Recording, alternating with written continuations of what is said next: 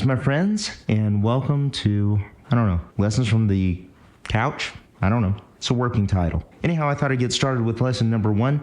This is a technique that served me well over the years, and I think it has some tremendous advantages for any player who decides to put it into their arsenal. This one is called dampening. Now, you have probably been in a situation, if you're not familiar with dampening or any kind of technique kind of like it, where you're playing this wide open just kind of idea. Maybe you want to have like a little stank and just kind of rake your pick across the strings. You're trying to play this nice, tasty little single note, and then all of a sudden, and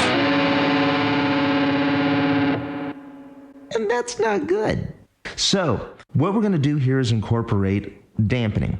What is dampening? Dampening is a two-hand technique, at least the way that I do it. There are probably different approaches out there, and I'm open to discussion and debate about this. Now, if I'm trying to play a note in isolation, say on maybe the G string, which is this third string, and maybe I'm trying to hit this note right here, go into the 6th fret.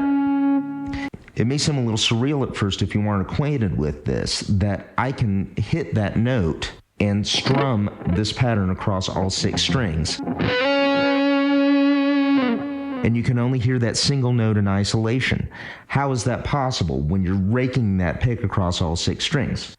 So this is how I do it. I have the heel of this thumb resting on the bass strings below the string that I'm trying to attack. Eventually, when you work this into your arsenal, you're going to be able to float that around and really just have it mute out the strings accordingly as you shift from one string set to the next. But here we're going to focus on this G string. So I'm going to have the heel of this thumb resting on the 6th, 5th, and 4th strings of the instrument. I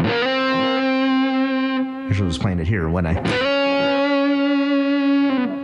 Now, as for the top strings, because those can be a problem too, and while that may not sound entirely bad, as an open chord voicing, maybe it's not exactly what you're going for. The trick to doing that is to use your left hand. So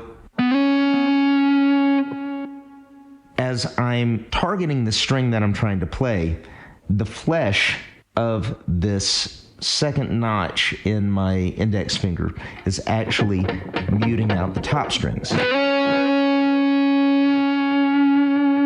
And it would seem like with all this choking of all the other strings that you wouldn't be able to get a nice, clean, sustained sound, but you really can.